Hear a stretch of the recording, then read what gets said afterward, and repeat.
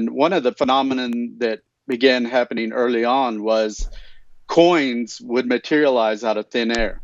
I mean, oh, that's in helpful. 2 days. Yeah, in 2 days, Cool. the coins are seen. There were 66 coins, U.S. coins. At least 10 of those coins you're looking at in there, I witnessed fall out of thin air, just right there in front of me. And wow. And that was in 2009. This phenomenon attached itself to me, and it still happens to this day. Matter of fact, last month I had the most incidents of the coins apporting that have, within 3 weeks, I had 4 coins that fell in my bedroom, and these were all dimes. And today, I've got a bag that is completely full of coins over the years. Oh my! This goodness. can happen. I can be traveling. I've traveled to Scotland on presenting with John, and had the coins happen there. I've had it happen in Toronto, Canada. It can happen anywhere, and it's out of the blue. I can be at a gas station, and it can happen, really. And I'm not thinking about it. I'm not nothing paranormal related, and it happens. And they just fall around the ground near you? Yeah. Is that how it works? I am a fan of you. So hang on a second. And how high are these things coming in at you?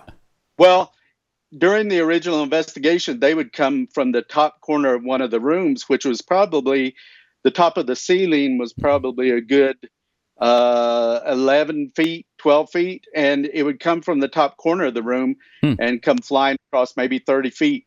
Sometimes they would hit us. Sometimes. Okay. But one of the really curious things about that was that the coin will hit just like any other coin that you take out of your pocket and flip into the air. It'll hit, it'll maybe arc and then come in and spiral and fall over. Out of all of these coins, they've all landed heads up.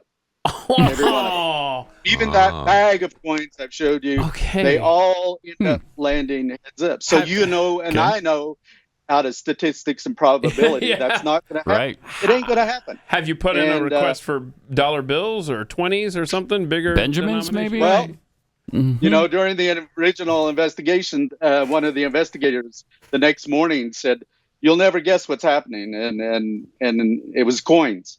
So we went over to that person's house, and there was a lot of paranormal phenomenon happening, things moving and flying across the room, and even the coins were happening. And one of the investigators' brother, he was older, and he was all skeptical of this, and rightly so. But he came in and he sat down and he was kind of laughing. He said, "Well, hell, if it's going to throw money, at least it could throw bills." That's right. And no more than he got that out of his mouth than a wadded up bill come flying across the room and hit his mother right in the cheek. Really? And out on the floor. And I leaned over. I was sitting next to this person, and I leaned over and I picked up the bill. Awesome. I unrolled that bill, and it has the words DIE, or the letters, on that bill, like it was written in Sharpie. And the E was like a pitchfork. Wow. But, I'm not necessarily a fan of that, but I'm a fan of getting hit with dollar bills. I mean, I could throw those. Wouldn't be terrible. But the word die on them? Yeah, no. Probably kind of takes a little of the edge off, actually. A knife come flying out of the kitchen block, flew about 8 foot, and went through a grapefruit that was in a basket. That's not good either. So do you think that these experiences are happening to you because you're looking for them, or do you think, have you been chosen for these experiences? I mean, and again, this kind of gets in the realm of, what's your opinion of this, but what do you attribute all of this stuff happening to you guys? Well, the commonality among all of this is this idea with the coins.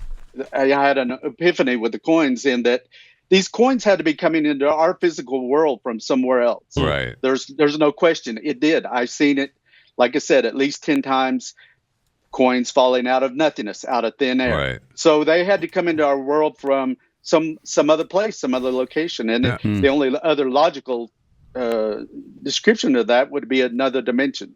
You didn't. What are the dates on the coins? Are they random?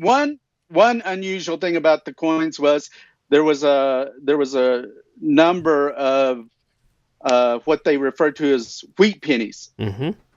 These are early coins, like in the 1930s or whatever. But I think there was like 7 of them, or something like that, which is kind of unusual. Yeah. But this idea of other dimensions is applicable to these other phenomena. UFOs, I don't think they fly here from some other planet in line of sight. I think they're using a dimensional aspect of travel. The Bigfoot, John and I worked in the forest and woodlands.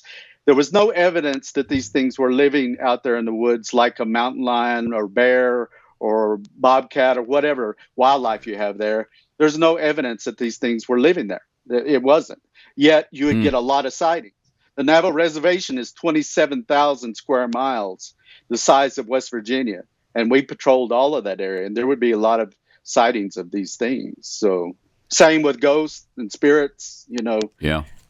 People pass on from this physical world and their spirit goes somewhere else. Well, at times these spirits cross over into our physical world. We'll see things move and hear voices and stuff, and then these things end up back over. That's how it's connected.